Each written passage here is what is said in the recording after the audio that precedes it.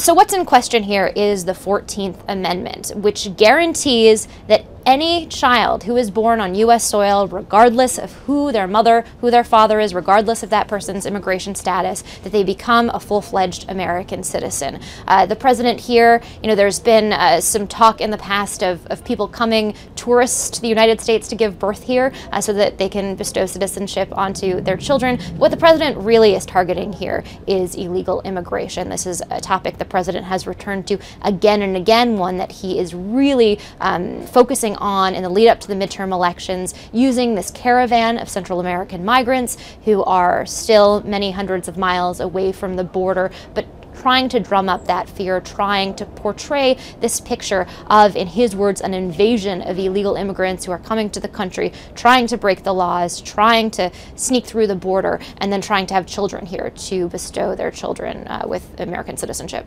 This was something that we heard from President Trump on the campaign trail. Back in 2015, back in 2016, the president often talked about how he wanted to end birthright citizenship. He said that he believed that it was possible to do so using an executive order, potentially done through Congress, instead of using a constitutional amendment, which is what almost every scholar you talk to says would be necessary. But what we've seen over the last couple of weeks as we get closer and closer to the midterm elections is that the president is focusing on immigration and putting forward a whole bunch of proposals, some of them reasonable, many of them not practical, that he is throwing out there as he tries to rally his base going into these elections next Tuesday.